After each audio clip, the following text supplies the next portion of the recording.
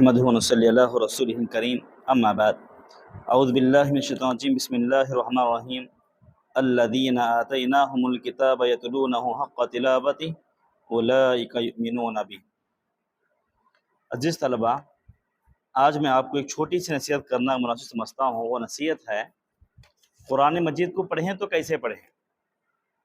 اللہ تعالیٰ نے قرآن مجید کو تو نازل کیا ہے، اب قرآن کو کیسے پڑھنا ہے، قرآن کے پڑھنے کا ہمارا مقصد کیا ہونا چاہیے۔ ہم تو نماز میں قرآن پڑھتے ہیں، سورتیں پڑھتے ہیں، یہاں تک کہ ہر رکعات میں سورہ فاتحہ پڑھتے ہیں، اور یہ وہ سورہ فاتحہ جس کے متعلق اللہ کے رسول نے فرمایا لا صلاۃ لمن لم یقرأ بفاتحۃ ام الکتاب، وہ نماز قابل قبول نہیں ہے جس کے اندر سورہ فاتحہ کی تلاوت نہ کی گئی ہو، وہ نماز قابل قبول نہیں ہے، وہ رکعت قابل قبول نہیں جس میں سورہ فاتحہ کی تلاوت نہ کی گئی۔ اتنی بڑی فضیلت اللہ تعالیٰ نے سورہ فاتحہ کے اندر رکھی ہے، اور سورہ فاتحہ کے متعلق علماء نے، مفسرین نے یہ بات لکھی ہے کہ سورہ فاتحہ ہر بیماری کا علاج ہے۔ انسان کو کوئی پریشانی آ جائے، سورہ فاتحہ پڑھو، 7 مرتبہ پڑھو، دم کرو تو پورے اس کی پریشانی ختم ہو جائے گی، اس کی بیماری دور ہو جائے گی۔ اللہ تعالیٰ نے شفا رکھا ہے سورہ فاتحہ کے اندر۔ تو قرآن مجید کی ہر آیت کے اندر اللہ تبارک تعالیٰ نے کچھ نہ کچھ پیغام رکھا ہے، کچھ نہ کچھ شفا رکھا ہے۔ تو اب ہمیں سوال یہ پیدا ہوتا ہے کہ ہم قرآن کو کیسے پڑھیں۔ اس کا جواب ایک ہی ہے کہ قرآن کو سمجھ کر پڑھیں۔ قرآن کو سمجھ کر پڑھنے کے لیے ضروری ہے کہ ہم قرآن کا ترجمہ پڑھیں۔ جب تک ہم قرآن کو بغیر ترجمہ کے پڑھتے ہیں، سمجھے بغیر پڑھتے ہیں، تو قرآن پڑھنے کا کوئی فائدہ نہیں ہوگا۔ وہ حدیث جس کے اندر اللہ کے وسلم نے بیان فرمایا کہ اگر کوئی آدمی قرآن کو حفظ کر لیتا ہے تو کل قیامت کے دن اللہ تعالیٰ حافظ قرآن سے کہے گا کہ قرآن مجید کی ایک ایک آیت پڑھتا جا، جنت کی سیڑھی چڑھتا جا۔ یہ قرآن کی فضیلت ہے، حفظ قرآن کی فضیلت ہے۔ یہ کس آدمی پر فضیلت لاگو ہوتی ہے؟ یہ فضیلت اس آدمی پر لاگو ہوتی ہے جو عمل کی نیت سے قرآن پڑھتا ہے، سمجھ کر پڑھتا ہے، اپنی ساری زندگی قرآن کے مطابق گزارتا ہے، حدیث کے مطابق گزارتا ہے۔ یہ اس آدمی کی فضیلت ہے۔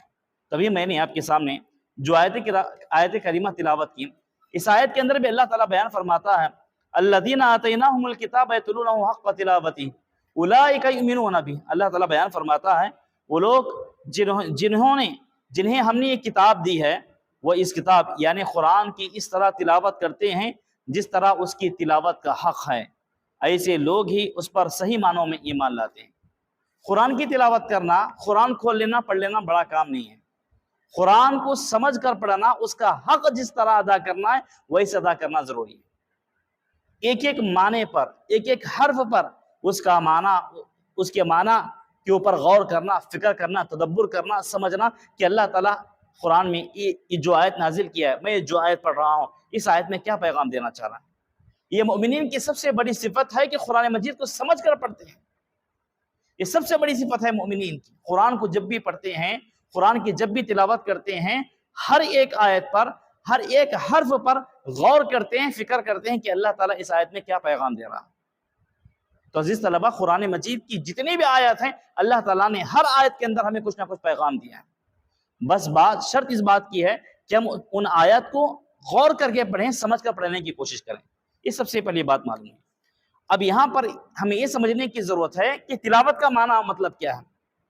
تلاوت کسے کہتے ہیں؟ پڑھنے کو تلاوت کہتے ہیں۔ ابھی تلاوت کیسے کر رہا ہے؟ منہ سے کوئی بھی چیز پڑھ رہے ہیں، کوئی بھی چیز گفتگو کر رہے ہیں، یہ تلاوت کہلاتی ہے۔ تلاوت کیسے کرنا ہے؟ تو اللہ تعالیٰ نے تلاوت کرنے کا طریقہ بتلایا قرآن مجید کے اندر۔ اللہ تعالیٰ بیان فرماتا ہے وَرَتِّلِ الْقُرْآنَ تَرْتِيلًا، جب بھی تم قرآن کو پڑھو تو ٹہر ٹہر کر، سکون اور اطمینان سے، ترتیل سے قرآن پڑھو۔ بالکل تجوید کے جو قواعد علماء نے، ہمارے اسلاف نے جو بیان کیے ہیں، ان قواعد کا پاس و لحاظ رکھتے ہوئے قرآن مجید کی تلاوت کرنا ہے۔ ایک دم فاسٹ نہیں پڑھنا ہے، ایک دم سلو نہیں پڑھنا ہے۔ قرآن کس طریقے سے پڑھنا ہے، اس طریقے کو فالو کرتے ہمیں قرآن پڑھنا چاہیے۔ تو یہاں پر تلاوت کے معنی بتائے گئے ہیں، پڑھنے کے ساتھ ساتھ عمل کرنے کی نیت سے قرآن کی تلاوت کرنا، یہ تلاوت کا اصل معنی بتلایا گیا ہے۔ عمل کرنے کی نیت سے قرآن پڑھنا، قرآن پڑھ رہا ہوں مزے کے لیے پڑھ رہا ہوں، یا پھر میں ٹائم پاس کے لیے قرآن پڑھ رہا ہوں، کوئی فائدہ نہیں ہے۔ قرآن پڑھنے کا میرا اصل مقصد کیا ہے؟ عمل کی نیت ہے۔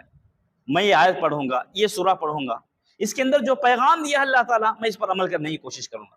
عمل کی نیت سے قرآن پڑھنا، یہی تلاوت کا اصل معنی ہے۔ تو میرے بھائیوں، یہاں پر ایک اور چیز سمجھنے کی ضرورت ہے کہ جب ہم قرآن کو سمجھ کر پڑھتے ہیں، تلاوت اچھے طریقے سے اس کا حق ادا کرتے ہوئے کرتے ہیں، تو اس کی بھی بہت بڑی فضیلت آئی ہوئی ہے۔ قرآن مجید پڑھنے کی بہت زیادہ فضیلتیں اللہ کے رسول صلی اللہ علیہ وسلم نے بیان کی ہیں۔ میں ایک فضیلت آپ کے سامنے رکھنا مناسب سمجھتا ہوں۔ اللہ کے رسول صلی اللہ علیہ وسلم نے بیان فرمایا، قال النبی صلی اللہ علیہ وسلم لأصحابه أيعجز أحدكم أن يقرأ ثلث القرآن في ليلة فشق ذلك عليهم وقالوا أينا يطيق ذلك يا رسول الله فقال الله الواحد الصمد ثلث القرآن۔ بخاری کی حدیث ہے۔ اللہ کے رسول صلی اللہ علیہ وسلم نے اپنے صحابہ سے، اپنے اصحاب سے کہا، تم میں سے کوئی شخص ایک بات سے عاجز آ گیا، اس بات سے عاجز آ گیا کہ رات میں سونے سے پہلے ایک تہائی قرآن کے 3 حصے ہیں، 10 پاروں کا ایک حصہ، 10 پاروں کا ایک حصہ۔ اللہ کے رسول نے فرمایا ایک تہائی قرآن سونے سے پہلے 10 پارے پڑھے۔ صحابہ نے کہا اے اللہ کے رسول، ناممکن ہے، سونے سے پہلے کیا کوئی آدمی 10 پارے ایک ساتھ پڑھ سکتا ہے، ایک تہائی قرآن پڑھ سکتا ہے؟ یہ ناممکن سی بات ہے۔ تو اللہ کے رسول صلی اللہ علیہ وسلم نے بیان فرمایا، صحابہ نے کہا اللہ کے رسول ہم اسی طاقت نہیں رکھتے تو ناممکن ہے۔ تو اللہ کے رسول نے فرمایا تو تمہیں چاہیے کہ سورہ اخلاص پڑھ لو۔ یہ سورہ اخلاص ہی ایک تہائی قرآن کے برابر ہے، یعنی 10 پاروں کے برابر ہے۔ اللہ تعالیٰ نے اتنی بڑی فضیلت رکھی ہے سورہ اخلاص کے اندر۔ تو قرآن مجید پڑھنے کی فضیلتیں بہت زیادہ ہیں۔ قرآن پڑھنے کی اس کی جو فضیلتیں اللہ تعالیٰ نے، اللہ کے رسول نے بتلایا ہے، چپ ایسے ہی نہیں بتایا ہے، بلکہ قرآن مجید کی آیت پر غور کرنے کی ضرورت ہے۔ اللہ تعالیٰ نے بیان فرمایا جب بھی تم قرآن پڑھو فضیلتوں کو سامنے رکھو، اور قرآن مجید کے اندر جو معجزات بتائے گئے ہیں، اللہ تعالیٰ نے جو نشانیاں بیان کی ہیں، ان تمام چیزوں کو سامنے رکھو، اور جب بھی قرآن پڑھو تو قرآن کو غور فکر تدبر کے ساتھ پڑھو۔ اللہ تعالیٰ بیان فرماتا ہے افلا يتدبرون القرآن ام على قلوب اقفالها۔ اللہ تعالیٰ بیان فرماتا ہے کیا وہ لوگ قرآن پر تدبر نہیں کرتے یا ان کے دلوں پر تالے لگے ہوئے ہیں؟ کیا وہ لوگ اللہ کی قرآن پر غور و فکر نہیں کرتے؟ قرآن مجید انسان کو غور و فکر کرنے کی طرف دعوت دیتا ہے۔ اللہ تعالیٰ نے قرآن کو کیوں نازل کیا؟ ہدی للناس، تاکہ وہ لوگوں کو ہدایت کی جانب لے کر آئے، تاکہ وہ لوگوں کو ہدایت کا راستہ بتلائے، گمراہی سے نجات دلائے، غلط راستوں سے انسانوں کو دور بھگائے، سیدھے راستے کی جانب لے کر آئے، ہدایت کے راستے کی جانب، جنت کے راستے کی جانب، جہنم سے دور بھگائے۔ اس لیے اللہ تعالیٰ نے قرآن کو نازل کیا ہے۔ جب انسان قرآن پڑھے تو قرآن پر غور کریں، فکر کریں۔ آج کتنے ایسے انسان ہیں جو قرآن پڑھتے ہیں ترجمہ کے ساتھ، یعنی معنی کے ساتھ قرآن پڑھتے ہیں، مگر عمل نہیں کرتے۔ کیوں؟ کیونکہ ان کے دلوں کو اللہ تعالیٰ نے تالے لگا دیا ہے، لاک لگا دیا ہے۔ ان کے دل غافل ہو چکے ہیں، ان کے دل گمراہی میں پڑ چکے ہیں، کیونکہ وہ اس دنیا کے اندر شرک و بدعات کے اندر ڈوبے ہوئے ہیں۔ اسی لیے اللہ تعالیٰ نے کہا کہ جب بھی تم قرآن کو پڑھو تو غور و فکر سے کرو، تدبر کرو، قرآن میں، قرآن کی گہرائیوں میں ڈوب جاؤ۔ اس کی مثال اس طرح ہم دے سکتے ہیں، ایک آدمی ہیرا تلاش کرنا چاہتا ہے، یہ کوئی موتی لانا چاہتا ہے، ظاہر سی بات ہے ناممکن ہے، مگر بعض چیزیں ایسی ہیں جو سمندر کی گہرائی میں جو انسان کو قیمتی چیزیں ملتی ہیں۔ انسان وہ قیمتی چیز کب حاصل کرے گا؟ جب سمندر کی گہرائی میں پہنچے گا، پانی کے گہرائی میں پہنچے گا، تب جا کر وہ قیمتی چیز کو اٹھائے گا اور اس سے فائدہ اٹھائے گا، اور دنیا کے اندر وہ چاہے تو مالدار بھی ہو سکتا ہے اس کے ذریعے۔ یہ جو سمندر کے اندر، جو پانی کے اندر جو گہرائی میں خزانہ لگا ہوا ہے، کیسے اٹھائے گا؟ جب وہ محنت کرے، اس کے اندر ڈوبے، اس کے اندر غور کریں، فکر کریں، پہچانے کہ اس میں حقیقت میں کون سی چیز کام آنے والی ہے، کون سی چیز کام آنے والی نہیں، تب جا کر انسان دنیا کی چیز کو حاصل کر سکتا ہے۔ تو قرآن مجید کے اندر بھی ہمیں غور کرنا ہے، قرآن مجید کے اندر ہمیں ڈوب جانا ہے۔ کیسے ڈوبنا ہے؟ جیسے ہمارے اسلاف نے اس پر عمل کیا، ہمارے اسلاف نے قرآن پر عمل کیا، قرآن کو سمجھنے کی کوشش کی۔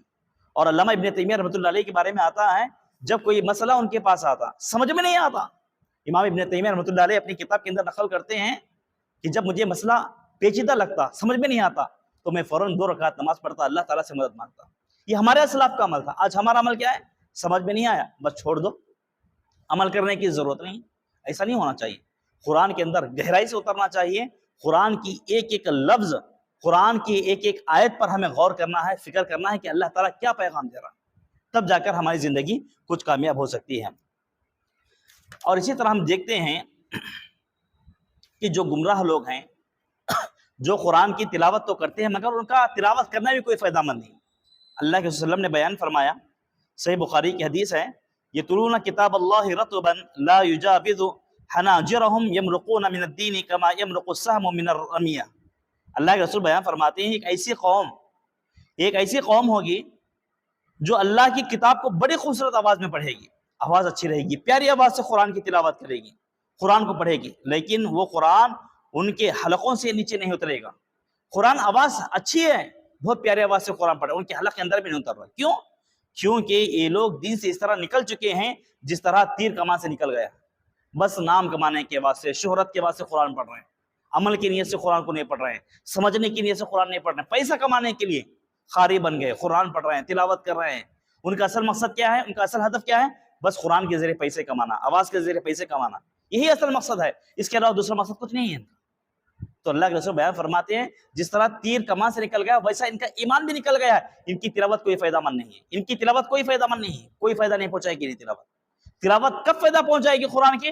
اس وقت فائدہ پہنچائے گی جب آدمی قرآن پڑھ رہا ہے تو غور کریں، فکر کریں، اس کے اندر ڈوب جائیں کہ اللہ تعالیٰ کیا پیغام دے رہا ہے، میری زندگی کیسی ہے، میں کیسا گزر رہا ہوں، میں اپنی زندگی کیسے گزار رہا ہوں، جبکہ اللہ تعالیٰ ہمیں کیا حکم دے رہا ہے۔ اس طرح جب آدمی غور کرتا ہے اسی آدمی کے لیے قرآن کا فائدہ ہوتا ہے۔ مگر افسوس یہ ہے آج کے زمانے میں کیا ہو رہا ہے میرے بھائی؟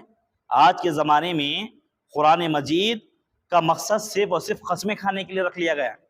کتنے ایسے گھرانے ہیں گھر کے اندر قرآن جزدانوں میں لپیٹ کر رکھ دیا گیا ہے، قرآن نہیں پڑھتے، قرآن کی تلاوت نہیں ہوتی، جب کبھی لڑائی جھگڑا ہوتا قرآن کی قسم، بس جب یاد آیا قرآن، اس کے علاوہ قرآن یاد نہیں آتا۔ قرآن کی قسمیں کھانے کے لیے آج ہم نے قرآن مجید کو محفوظ کر کے رکھا ہے، نعوذ باللہ من ذالک۔ اور بعض ایسے گھرانے ہیں جو قرآن کا اصل مقصد، انہوں نے جو عمل کرنے کا اصل مقصد ہے قرآن کا، اس مقصد کو بھلا کر کیا کیا، محفلوں میں، رسموں میں دینا شروع کر دیا ہے۔ شادی ہوئی، بھائی بچی کو قرآن دے ڈالو، سب سے پہلے نیا گھر بنائے، سب سے پہلے گھر میں قرآن رکھ کر آؤ۔ آج ایک رسم کے طور پر قرآن مجید کو دیکھا جا رہا ہے، جبکہ قرآن کا اصل یہ مقصد نہیں ہے۔ قرآن کا اصل مقصد انسانوں کو سدھارنا ہے، انسانوں کو ہدایت کی جانب دعوت دینا ہے، گمراہیوں سے دور نکالنا ہے، مگر آج لوگ اس کو رسمی طور پر استعمال کرتے ہوئے نظر آتے ہیں۔ تو بس خلاصہ کلام یہ ہے، اللہ تعالیٰ نے قرآن مجید میں بیان فرمایا ان اللہ یرفع بهذا الکتاب اقواما ویضع به آخرین۔ اللہ تعالیٰ فرماتا ہے یقیناً اللہ اس کتاب کے ذریعے قوموں کو ترقی دیتا ہے اور دوسروں کو تنزلی کا سامنا کرنا پڑتا ہے۔ یعنی وہ قوم جو قرآن کو سمجھ کر پڑھنے کی کوشش کرتے ہیں تو اللہ تعالیٰ ایسی قوم کو ترقی دیتا ہے، اور وہ قوم جو قرآن کو سمجھ کر نہیں پڑھتے، جن کا اصل مقصد پیسہ کمانا، دنیا کمانا، عمل کی نیت نہیں ہے، ایسی قوم کو اللہ تعالیٰ برباد کر کے رکھ دیتا ہے۔ تو ضرورت اس بات کی ہے کہ ہم قرآن مجید کو سمجھ کر پڑھیں، قرآن مجید کو ترجمہ کے ذریعے پڑھیں، معنی کے ذریعے پڑھیں۔ اللہ کے فضل و کرم سے آج کے زمانے میں قرآن مجید کے ترجمے عربی میں موجود ہے، اردو میں موجود ہے، تیلگو زبان میں موجود ہے، اور مختلف زبانوں کے اندر قرآن کے ترجمے موجود ہیں، قرآن کے تفاسیر موجود ہیں۔ تو لہٰذا ہمیں قرآن کا ترجمہ پڑھنا چاہیے اور ایک ایک آیت کا معنی سمجھنا چاہیے۔ ایک آخری بات بتا کر اپنی بات ختم کروں گا، جب ہم قرآن کا ترجمہ پڑھیں گے، کوئی آیت کا معنی ہمیں سمجھ میں نہ آئے، اپنی جانب سے معنوں کو نہیں گھڑ لینا، بلکہ جو معنی سمجھ میں نہ آئے اپنے جو علماء ہوتے ہیں، مقامی جو علماء ہوتے ہیں، ان علماء سے سوال کرنا، مولوی صاحب ہم نے یہ آیت پڑھا، اس کا معنی ہمیں سمجھ میں نہیں آئے، آپ سمجھائیے۔ باقاعدہ طور پر علماء آپ کو سمجھائیں گے، اپنی طرف سے کوئی بھی الٹا سیدھا مطلب نہیں نکال لینا، بلکہ علماء سے باقاعدہ پوچھنا، علماء سے مسائل حل کرنا، تبھی جا کر ہمیں اس میں نجات ملے گی۔ ورنہ ہم نے قرآن کا معنی کچھ پڑھا اور اس کو کچھ اور ہم نے سمجھ لیا تو یقین مانیے کہ ہم گمراہ ہو جائیں گے۔ اس لیے جو بھی معنی سمجھ میں نہ آئے، جس میں بھی ہمیں کچھ گمان، کچھ ڈاؤٹ آ جائے، تو ایسے موقع پر سب سے پہلا کام ہمارا یہ ہونا چاہیے، ہمارے جو مقامی علماء، ہمارے جو گاؤں کے علماء ہوتے ہیں، انہیں سے سوال کرنا۔ ہمارے گاؤں کے علماء کیا کرتے ہیں؟ اپنے ماحول کو دیکھتے ہیں اور اس آیت کا معنی مطلب اپنے ماحول کے حساب سے سمجھانے کی کوشش کرتے ہیں، اور صحیح معنوں میں صحیح علم عوام تک پہنچانے کی کوشش کرتے ہیں۔ تو لہٰذا انہی باتوں پر اپنی بات کو ختم کرتا ہوں، دعا کرتا ہوں کہ اللہ رب العالمین کہنے والے کو، سننے والوں کو عمل کی توفیق عطا فرمائے۔ اے اللہ ہمارے تمام مسلمان بھائیوں کو بھی قرآن مجید سمجھ کر پڑھنے کی توفیق عطا فرمائے۔ اے اللہ خصوصاً ہمارے ان طلباء کو قرآن مجید سمجھ کر پڑھنے کی توفیق عطا فرمائے، قرآن مجید کا علم سیکھنے اور اس پر عمل کرنے کی توفیق عطا فرمائے۔ آمین۔ وآخر دعوانا ان الحمد للہ رب العالمین۔ السلام علیکم۔